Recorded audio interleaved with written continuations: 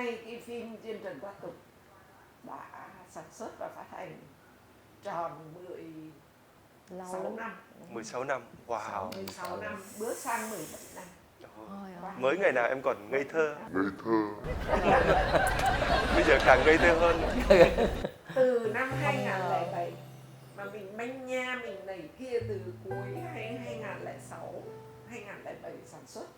2008 hai chị em coi như là lên non xuống biển, trèo đèo lội suối để đi phát hành cái Diên Trần Thoát Tục. Và cái sự thành công của Diên Trần Thoát Tục các bạn không thể tưởng tượng được đâu. Tới mức các nhà phát hành lúc đó cũng cứ ô a rất là ngạc nhiên. Lần đầu tiên có một cái phim Phật giáo nói về lập nhân quả đến Cinebox, lúc đó mới có Cinebox là rạp chiếu lớn. Và cái của bên của Phương Nam hồi đó anh Khải Hoàng anh làm đã có cái rạp mới, xong rồi nói để xin nhờ phát hành, thôi phim Phật không phát hành. Họ không tin. Sau đó thì mình phải nói chuyện với Hùng của Cinebox là thôi cho chị chiếu một cái phòng nhỏ của mình, rồi tụi chị tự bán vé, tụi chị tự đi phát hành vé, không cần bên này đâu, nhưng ăn chia vẫn theo luật, vẫn 5 năm không mất gì cả. Tại vì mục tiêu cái bộ phim đó Việt Trinh phát nguyện là gì? Hoằng pháp với một cái thông điệp của Phật giáo. Lúc đó tụi này hiểu đơn giản đó là luật nhân quả. Mà cô này cô vừa mới trải qua một cái thời kỳ chìm nổi của cuộc đời, và cô tìm được cái ánh sáng của đạo Phật, và cô ngộ ra cô muốn cúng dường bằng một cái bộ phim đó. Phải nói lúc đó chị thì chị chưa hiểu về đạo Phật, nhưng bị cô này cuốn. Sau đó nó phải biết phân cảnh và nó vẽ. Thì cái đó là cho nên là anh yên tâm các cái bộ phận đó nó hỗ trợ để cho nó nhanh. Em đúng là em nói có bài là vì vậy đó. Hai chị em cùng làm, quyết chí làm thì không lấy tiền gì cả. Cô này bỏ tiền thì đã đành, mình cũng lấy tiền với mọi người trong hãng Sena lúc đó, cái tâm Phật, và mình nói thôi cứ làm. Và có một cái điều mắc cười lắm, phát hành 2 ngày sau, ôi bây giờ phải đổi qua cái rạp lớn. Xong rồi lại đổi qua rạp lớn hơn, cuối cùng lấy cái rạp lớn nhất là rạp Hát Hòa Bình. Wow. Chỗ nhà Hát Hòa Bình. Rạp Hát Hòa Bình là nhiều chỗ lắm. Em có nhớ là cái hôm đó nguyên mấy cái xe đò, mấy chục chỗ từ Long An, mình đi Long An thành Ninh Thiện để phát hành vé, và họ chở un tới ngồi kín hết rạp. Xong rồi những người phát hành ra họ cứ ô a, họ rất là ngạc nhiên. Và cái anh Tuệ mà cựu phát hành phim lâu năm của Pha Phim, là cái người mà phát hành phim lâu năm từ thời còn chiếu bóng ở bãi đó. Tôi nể hai cái bạn này quá, tôi nể hai cái người đàn bà này quá. Bởi vì ngoài cái chuyện phát hành rạp thành công nhé, tụi này đem phim đi Đồng Nai chiếu, mà các bạn biết không, cái đêm chiếu hôm đó ở chỗ huyện gì để lấy toàn bộ tiền ủng hộ xây nhà cho người dân tộc ở Biên Hòa.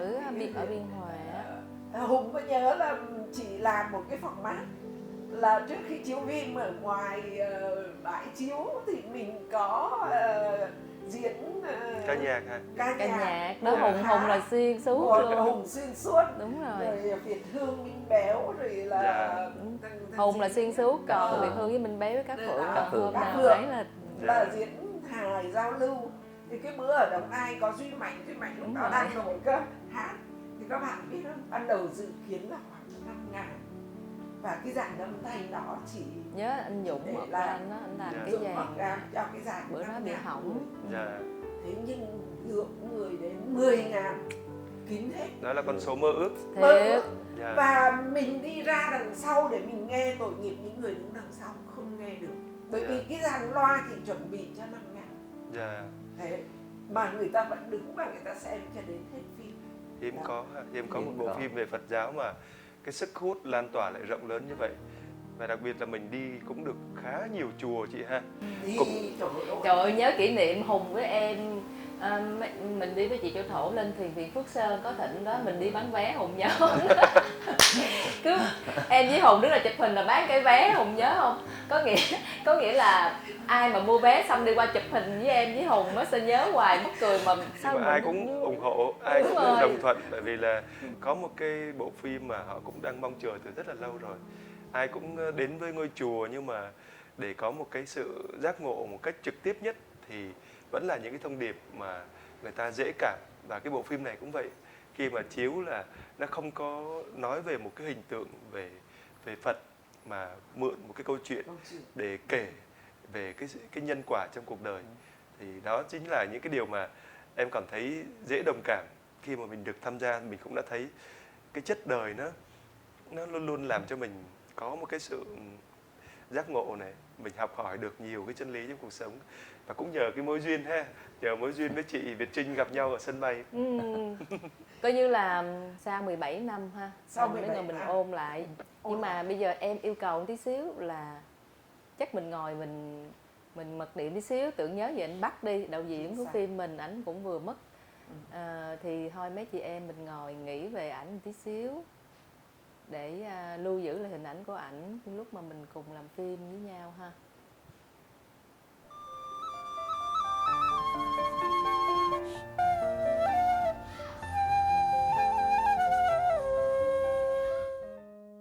Tôi quan tâm đến đạo Phật từ lúc nhỏ.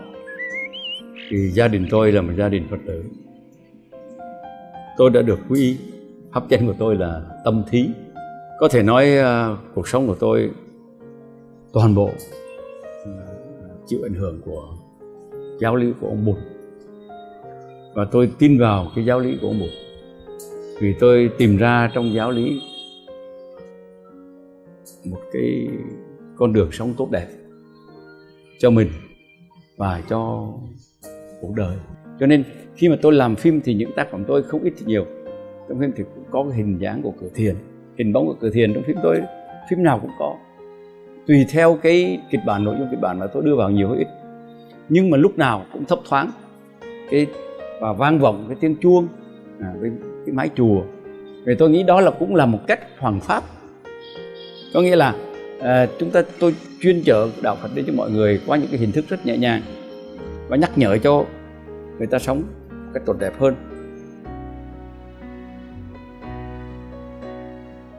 Ok, cảm ơn mọi người. Thật ra thì quá nhiều kỷ niệm mà em thấy cái gì nó cũng có cái nhân duyên. Giống như là chị với chị Châu Thổ là hai người đang kiếm một nam chính mà muốn cái người đó là chưa đóng phim nhiều. Có nghĩa là người ta nhìn người đó ta sẽ tin người đó là cái nhân vật đó, chứ không phải là một người mà đóng nhiều phim như anh Lý Hùng, là ảnh quá nhiều phim, nhìn vô có thể ta nói là anh Lý Hùng hoặc là anh Lê Tuấn Anh. Cái mặt phải thanh tú, nói chung là trong cái tưởng tượng á, thánh thiện mà thanh tú đó, mà không biết chọn ai hết trơn. Ngồi ở chỗ hang phim Giải Phóng chứ đâu. Bị rối á, bị rối. Tính hết, điểm hết các cái. Xong tự nhiên cô này cũng nhớ đến Nguyễn Phi Hùng. Đâu, không phải nhớ đến mà em đi ra sân bay. Em ra sân bay em đi. Em ra sân bay em đi, em đi tỉnh mà lúc đó giờ cũng không nhớ đi đâu nữa, thì tự nhiên cái Hùng thì ngồi sau lưng em á. Cái em ngồi, hình như lúc đó cả hai chị em đều ngồi để chờ lên máy bay. Cái em quay qua em chào Hùng, cái hai chị em nói chuyện. Ôi trời ơi, sao tự nhiên em thấy cái hình ảnh của nhân vật á chị. Đúng nhân vật. Cái em mới nói với Hùng, Hùng ơi chị có, bởi vì cái nhân duyên nó lạ lắm. Hùng ơi, chị với chị Châu Thổ á, đang làm một cái phim mà chị thấy em quá hợp vai. Thì lúc đó em bóc máy gọi cho chị. Khi về cái là gặp chị Châu Thổ bàn, cái là mời Hùng đến làm việc alo liền đó. Đúng là cái duyên. Đúng là khi mà nhận được lời mời thì em cũng có một chút sững sờ, bởi vì mình đã có sẵn một cái tình yêu mến với chị Việt Trinh từ những lúc mà em còn nhỏ nữa. Xem những bộ phim gì đóng là em đã mê rồi. Hồi xưa là hình lịch của chị là treo trong nhà, là hầu như gia đình nào cũng có. Đó, khi mà được tham gia với chị thì cảm giác rất là háo hức, và được biết đây là bộ phim về đạo Phật. Em cũng có chút lạ lẫm giống như là chị Châu Thổ lúc đầu á, nhưng mà được đoàn phim rất là tận tình, từ chú Lê Cung Bắc này, chị Trinh hay chị Châu Thổ đều gợi ý cho em gặp gỡ được những vị thầy mà có chuyên môn sâu sắc, mà em cũng lên chùa ở mấy ngày á. Hùng Dạ. dễ thương lắm luôn á. Những cái cốt cách của người tu hành thì sẽ di chuyển như thế nào, rồi trong cái sự nghiêm trang thì có những cái phong thái nào là phong thái chuẩn mực. Cho nên là em cũng được tiếp lửa từ những người thầy đó. Thành ra khi mà vào vai thì em cảm thấy là mình gác lại toàn bộ tất cả những cái việc bộn bề bên ngoài. Mình trở thành một thường chiếu, một người coi như là toàn tâm toàn ý đến vai diễn. Và lúc đó em cũng xem mình giống như là một cái chàng trai cũng ngây ngô giống như là chị nói đó. Thả cô nương này ra, ta mới đi. Ta không sao đâu. Ngươi đi đi. Họ sẽ giết chết nhà ngươi đó. Ta không sợ. Ta chưa thấy ai liều mạng như mi. Để coi lá gan mi to cỡ nào. Đặt hết những cái tâm huyết, sự thánh thiện cho cái vai diễn. Và cho dù nó trải qua rất là nhiều những cái thăng trầm vất vả của cả một tháng trời, mình dịch chuyển đi rất là nhiều địa danh rồi ra Huế nữa. Em nhớ cái bữa mà làm cái dàn mà hòa thiêu á. Trời ơi. Không, tội nghiệp Miến với Hùng lắm. Nóng lắm. Không, cái nóng đâu nói có chuyện này thâm cung bí sử. Vậy là chưa biết giờ mới Kể kể. không? Kể không? Kể luôn. Dễ thương phải không? Nè, Trinh nói thiệt với mọi người nha, phải nói là Trinh làm việc với rất nhiều các anh đi trước, như là anh Lê Tuấn Anh, anh Lý Hùng, anh Công Hậu, rồi chú Chánh Tính, là Trinh có làm đủ hết. Nhưng mà một bạn trẻ, nói chung là Hùng cũng 7X, chị Trinh cũng 7X, nhưng mà Hùng đi vô nghề trễ hơn, cho nên Hùng giống như một người em của mình vậy đó. Nhưng mà mình không mà để cuối thì đúng rồi, đáng chém được. Thì á là thật sự với Hùng luôn, lúc đó chị với chị Châu Thổ cũng rất là lo, từ lúc đó Hùng cũng đang rất là hot. Mà mình nói chết rồi, nếu mà hot rất là nhiều show, đúng không? Đúng, mình cũng sợ ha. Rất là nhiều show, rồi nhiều khi sợ Hùng đi trễ về sớm, nói chung là rất là sợ cái đó. Nhưng mà tự nhiên á là cái giống như hồi nãy Hùng có chia sẻ là giống như Hùng dốc hết cái tâm huyết của Hùng vô cái vai diễn này. Và trời ơi, một cái mà thật sự ngay bản thân chị cũng học hỏi ở Hùng, cái tính rất là trật tự đâu ra đó nha, gặp người lớn là chào hỏi đàng hoàng. Rồi cái đặc biệt là chị phải học hỏi là rất là đúng giờ. Đúng giờ mà nhiều khi còn sớm hơn giờ đó, lúc mình tới mình còn xấu hổ, sao mình để cho Nguyễn Phi Hùng phải chờ mình như vậy. Đâm ra chính những cái điều đó đó. Nhưng mà có một cái á là chị thấy trước đây chị có đóng một bộ phim đó chị Châu Thổ cũng biết, nhưng mình tạm thời giấu tên bộ phim đó đi. Nhưng chị đóng chung với một bạn diễn, mà bạn đó đó cũng là một người rất là hot, cũng là ca sĩ. Nhưng mà có cái cảnh bạn đó phải rớt xuống sình, bạn đó không chịu rớt xuống sình. Nói là chị Châu Thổ biết ai rồi. Không chịu rớt xuống sình, có không phải sình mà một cái cầu rất là thấp, và có một cái kênh nước mà bạn đó rồi sợ dơ dứt khoát không chịu nhảy xuống là không. Mà cảnh đó nhảy xuống thì nó mới hay, còn nếu mà đúp á thì nó không hay nữa, một người khác đóng thế không hay. Và thiết kế người ta cũng xuống dưới, người ta mò lặn, người ta tìm hết coi có bị cái gì không, đều rất là bình thường. Mà bạn ấy dứt khoát sợ dơ, nói thẳng luôn là em không muốn em sợ dơ. Thì á khi mà quay với Hùng xong, chị cảm thấy là một cái điều mà phải nói luôn, chị là đàn chị đi trước, nhưng mà chị phải học hỏi ở Hùng những cái điểm mà chị nghĩ là chính vì thế ngày hôm nay Hùng vẫn còn cái đẳng cấp của mình, và Hùng vẫn còn được nhiều người yêu quý. Là chị nói thiệt, bản thân chị cũng theo dõi cái trang của Hùng đó, chị cũng có bấm theo dõi trang của Hùng, mà chị thấy là mùa dịch là Hùng đi diễn nhiều lắm chị. Chị theo dõi em từ hồi mùa dịch đó, Hùng đi khắp nơi và làm nhiều chương trình từ thiện rồi đi diễn này nọ. Chị thấy cái điều đó là cái điều là mình là nghệ sĩ nhân dân, mà nghệ sĩ nhân không phải là cái bảng danh hiệu là nghệ sĩ nhân dân, mà mình nghệ sĩ nhân dân là được nhân dân yêu mến mình là một nghệ sĩ nhân dân rồi. Và chị thấy em là được điều đó, và cái kỷ niệm đó là kỷ niệm là gọi là thâm cung bí sử, nó hơi hài hước. Nó hơi hài hước, nhưng mà phải nói lên cái tấm lòng và cái tâm huyết của Hùng dành cho vai diễn. Là cái cảnh đó đó là không biết là bữa đó ở Huế là Hùng ăn uống sao nó mà bị Tào Tháo đuổi. Thực sự là với cái lịch Ngay hữu quyền. Đúng rồi. Ủa gì nhớ hả? Hữu quyền. Như ai cũng biết đúng không? với cái lịch trình làm việc đó là em về em đi chữa bao tử mất 1 tháng á. Mình cứ 5 giờ sáng dậy làm sao để tỉnh táo, mình cứ cứ chủ quan là cứ có cà phê là tỉnh, thế là uống cà phê biết rồi, thế là đấy. bị trúng thực luôn. Đó, Dạ. mà đúng, bạn này bị trúng thực. Mà cái cảnh đó là đại cảnh luôn. Có nghĩa là Hùng nhớ, Hùng nhớ không? 300 diễn viên 300 diễn viên quần chúng mà mà một dàn diễn viên Dạ. lớn.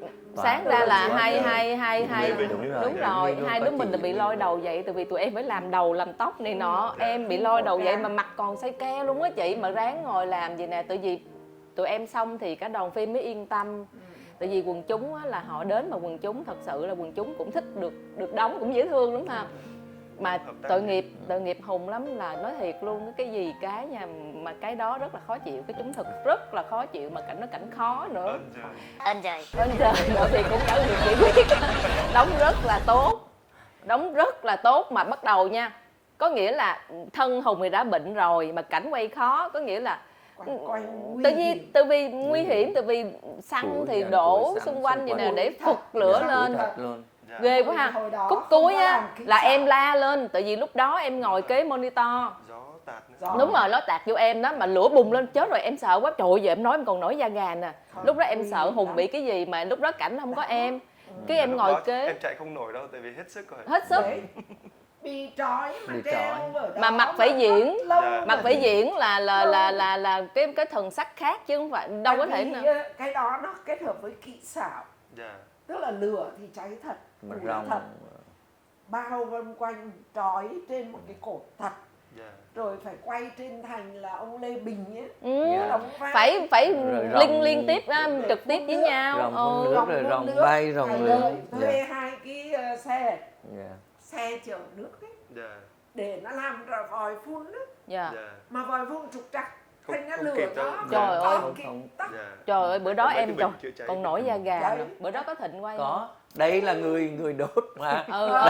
đúng Thủ rồi, đúng phạm rồi. là đây, Thủ người phạm, đó bắt thủ phạm, thủ thủ phạm phạm. là đây. Không, Người nhưng đốt mà dễ thương nhất đấy. lần đầu thì ổn không ha, lần Dạ. sau á, cái cảnh sau mà chính là nó rất là thật, rất là thật luôn. Kết hợp cái gió nó xoáy, nó bốc cái lửa Ôi cao. ôi, lúc đó cả đoàn phim rung lên mà lúc đó hết hồn luôn á, mà Hùng vẫn diễn, trời ơi, nể phục dễ sợ, gặp chị chắc chị bung dây chị chạy xuống. Và em nghĩ cũng là hợp cái duyên đó, tại vì vài ngày trước đó để chuẩn bị cho đại cảnh này thì giống như là em cũng đã bị trúng thực rồi, khuôn mặt hốc hác. Em nghĩ là vậy cũng tốt để làm cho mình không làm cho sẵn mình luôn. thêm cái nét tiều tụy.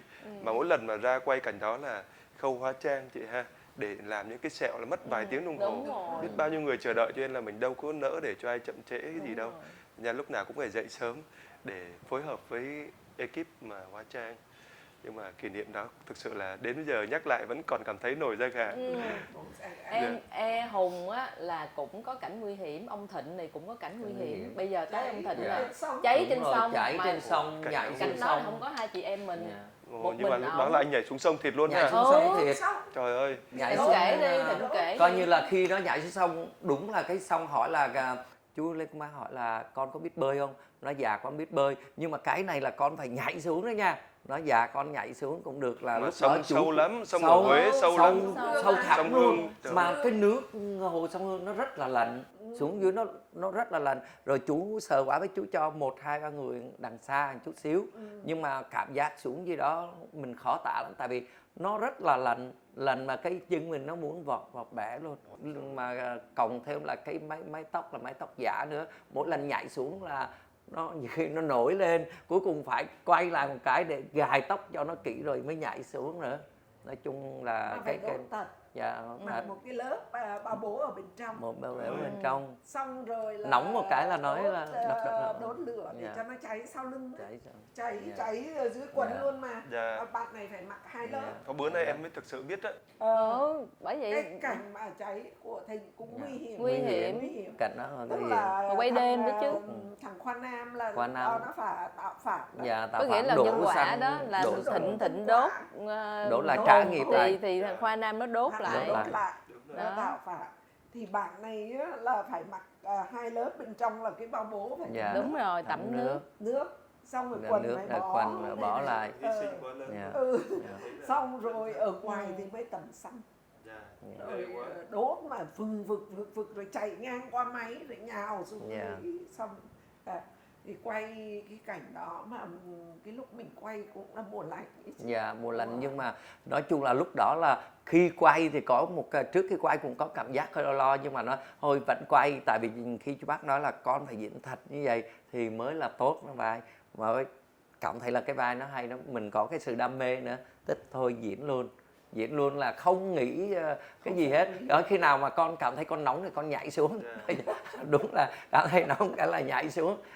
Đúng là có một cái điều vô cùng hay mà ai cũng đồng lòng, đó là khi mà tham gia đoàn phim á, thì chị Việt Trinh cũng chính là cái người mà lan tỏa những cái điều để cho tất cả các diễn viên đều toàn tâm toàn ý. Bên cạnh cái dẫn dắt của chú Lê Công Bắc hay chị Châu Thổ thì ai cũng tỏa ra một cái năng lượng vô cùng là tích cực và hướng đến một cái thông điệp nó giá trị hơn là những cái thị trường mình đang theo đuổi nữa. Xin công chúa thứ lỗi. Chẳng hay công chúa sang động Trường Lạc có việc gì không? Ta muốn gặp hoàng thượng có chuyện khẩn cấp. Việc gì công chúa có thể cho biết, thần sẽ tâu lại. Đây là chuyện riêng giữa ta và hoàng thượng. Sao lại phải nói cho nhà ngươi biết? Xin mời công chúa.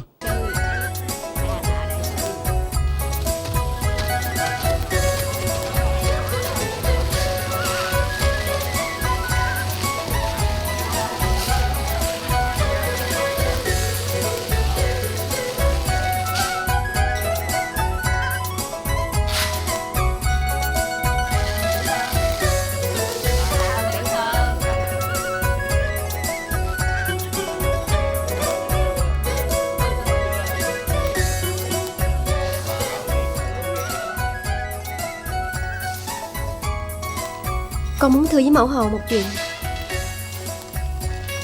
Con nói đi. Con có điều gì buồn phiền trong lòng mà. Con muốn lên Bạch Văn Tự gặp thầy Huyền Không nghe thuyết pháp một chuyến. Con nói rất hợp với ý ta. Ngày phụ hoàng còn sống, người cũng thường làm như vậy. Thưa mẫu hậu, con sẽ lên đường ngay sáng mai. Đường từ kinh thành lên Bạch Vân Tự xa xôi, lại trèo non lội suối rất hiểm trở. Mẫu hậu cứ an tâm, con sẽ đi với Xuân Lan Thu Cúc và hai thái giám Heo Hầm Bồ Tượng. Được rồi, vậy thì ta yên tâm. Nó là một cái gì đó nó dấn thân, đòi hỏi người diễn viên phải hết mình, phải hy sinh nữa. Thành ra là em thấy là mời rất là nhiều những diễn viên nổi tiếng lúc đó. Đúng rồi. Nhưng mà ai cũng xem mình giống như là một cái người thành viên trong gia đình. Đúng rồi. Ai cũng dễ thương, ai cũng phối hợp với nhau. Lúc đó Hùng là bên ca sĩ Hùng đang rất là hot luôn. Yeah. Rồi xong tới Việt Hương cũng hot luôn, rồi các Phượng hot luôn, Minh Béo hot luôn. Đúng rồi. Công nhận hay mà Nhưng ai mà cũng tận tụy Hùng ha. vấn đề là cuối cùng là ở chị Việt Trinh nữa. Đúng rồi. Cái năng lượng, truyền năng lượng. Cách chị làm việc vô cùng nghiêm túc. Rồi chú Lê Công Bắc đó là những người giống như là người thầy, người cha dẫn dắt từng chút làm cho cảm giác nó không phải là một cái không khí của làm việc những cái bộ phim mà mình hay đi đóng nữa, mà nó ở một cái sự xây dựng. Chính như vậy nên là vô cùng biết ơn chú Lê Công Bắc. Trước giờ mà ai mà gặp chú Lê Công Bắc thì cũng nghĩ là chú là người dữ lắm, hoặc là cái khuôn mặt chú lúc nào cũng nghiêm nghị, nhưng mà thực sự là được làm việc với chú rồi mình mới thấy được là đó là một cái hạnh phúc của người làm nghề. Hơn nữa là có được kịch bản của chị Châu Thổ nữa, thì đây là một cái sự hội tụ mà em thấy là cái hành trình em đi á, nó luôn luôn có một cái lòng biết ơn. Mình cảm thấy mình được trưởng thành nhờ những con người này. Lúc mà chưa bạn ngồi đây em với Hùng đồ cùng nói, hai anh em nói, Hùng nói là nếu mà kịch bản của chị là rất là hay, rất là sâu sắc, rất là thích những kịch bản, nên khi mà chị mời cái là mọi người ai cũng thích hết. Không phải là để những kịch bản khác mình có từ cái lời thoại, từ cái lời câu nhiều khi nó còn dư, như của chị vô thì nó rất là đúng chỉnh chu luôn, đúng ý nghĩa rồi đó. Có thể là cái phim của mình nó không phải là một cái phim mà doanh thu khủng mấy trăm tỷ hay là như thế này kia, nhưng mà hoặc là cái giống như Hùng mới chia sẻ là cái môi trường làm việc của tụi mình nó như một cái gia đình, và được nhìn thấy luôn từ Việt Hương cho tới Cát Phượng cho tới Minh Béo, và cái bạn gì mà đóng chung với lại Minh Béo á, Hoàng, không phải Tính Hoàng, không phải Hoàng, là lúc đó đang diễn chung với Việt Hương á, thì mới thấy là rõ ràng ai cũng dốc cái tâm của mình vô, ngay cả anh Lê Bình cũng vậy luôn, dốc cái tâm của mình vô đóng cái phim đó, và không ai nghĩ tới lợi nhuận, giống như là tôi phải đòi, giống như không ai đòi hỏi cái quyền lợi gì riêng. Có thể là sau này chị em mình có tham gia những cái bộ phim khác nó hot hơn, hoặc là mang đến cho mình nhiều danh tiếng hơn, lợi danh hơn, nhưng mà nghĩ tới cùng thì cái cuộc đời làm nghệ thuật của chị em mình đó là mình được tham gia cho một bộ phim có ý nghĩa. Tại vì á Hùng á là đã từng sát cánh với chị Châu Thổ trên mọi mặt trận. Sau khi hát xong rồi đi bán vé chung nè, nói thiệt những cái đó đó là những cái mà ông trời sẽ thấy, đúng không? Mình cũng không, cái doanh thu của mình á mình không có nói lên cái điều gì hết, mà sẽ thấy là tại sao lúc đó cả em với chị, đâu phải mình là lớn mà kiểu như là sâu sắc như bây giờ 40 mấy 50 tuổi, lúc đó đứa nào cũng 30 mấy. Đúng rồi. Mà tại sao mình lại được suy nghĩ như vậy Hùng, đúng không? Dạ, đúng rồi. Thiệt á, nhiều khi em suy nghĩ lại em không hiểu tại sao lúc đó mà chị em mình, ngay cả Việt Hương với lại Cát Phượng nữa, còn trẻ măng mà tại sao mình lại Giác ngộ sớm. giác ngộ rồi. Dạ. Mình không có đòi hỏi cái gì hết. Bản thân mình tại sao mình cứ làm bằng sức lao động của mình, rồi sau khi xong phim đâu phải là mời em khó khăn mà để em đi giao lưu đâu, em vẫn đi, thậm chí mà gian nắng chị em mình bán vé rồi Thịnh rồi mọi người ai vậy nữa, Thịnh cũng nó cũng còn trẻ măng luôn, nói chung. Nhưng một cái điều á mà có thể Hùng với lại Thịnh chưa có biết rõ bằng chị với chị Châu Thổ là bộ phim của mình á là Mạnh Thường Quân đóng góp vô và họ không cần lấy vốn về, cho nên họ nói là bây giờ á là giống như đâu được bao nhiêu tiền đi làm từ thiện hết bấy nhiêu. Thì mỗi lần tụi mình đi thì bây giờ nói thật ra là tụi mình đã giúp được rất nhiều trẻ bị bệnh tim. Có nghĩa là mổ tim cho trẻ em rất nhiều, như ở Bình Phước là mấy chục ca, mà ngay ở Bình Phước là cứu được một em sắp chết luôn. Có nghĩa là lúc đó là chị Châu Thổ đang ở Bình Chánh, hình như chị đang ở Bình Chánh luôn thì phải. Đang ở Bình Chánh. Đang ở Bình Chánh. Thì sư cô trên đó mới gọi nói Trinh ơi Trinh, bây giờ có một bé tên là hình như là Lã Thị Thanh Huyền, là một bé dân tộc. Trời ơi sao chị còn nhớ kỹ ghê á. Là bé đó người dân tộc mà bây giờ bị bệnh tim rất là nặng. Nếu mà cái bệnh tim này á, là nó theo từng ngày nó quý giá lắm, mổ sớm chừng nào là mừng chừng đó, là cái kết quả sẽ lạc quan, khả quan hơn.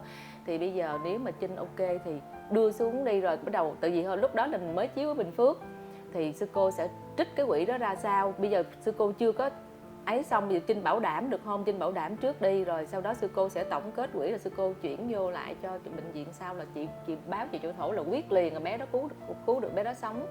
Thì sau đó đó là coi như tụi em biết là mình cứu được rất nhiều trẻ bị tim, rồi mình còn mổ mắt qua qua Campuchia nữa.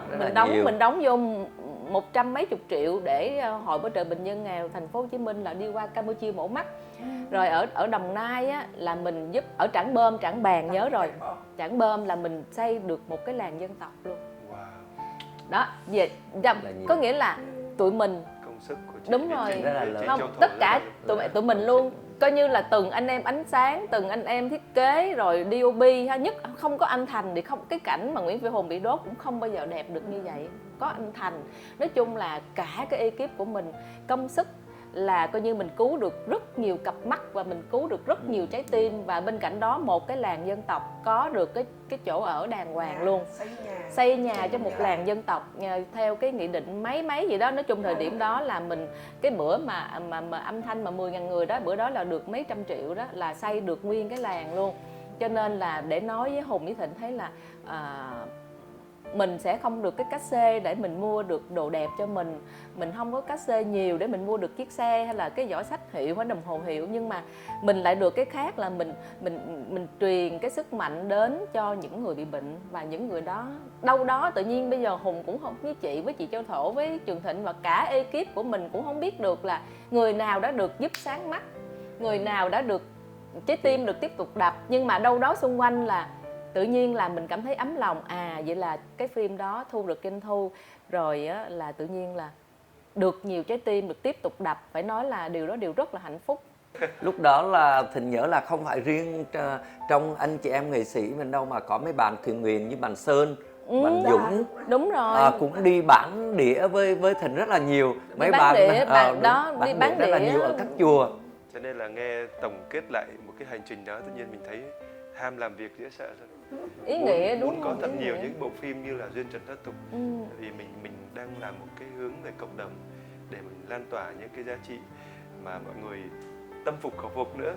Khi mà mọi người dành ra một cái số tiền mua vé thì họ cũng được trải nghiệm một cái bộ phim nó sâu sắc, nhân văn, và bên cạnh đó còn giúp được biết bao nhiêu người nữa. Cho nên là em đang nôn nao biết là chừng nào có duyên trần thoát tục cái phần 2. Đúng rồi. Nôn Nhưng mà nao có phần 2 là đừng đừng phát tục phần 2 là chị sẽ đạo diễn. Này là chỉ có biên kịch Châu Hổ mới biên.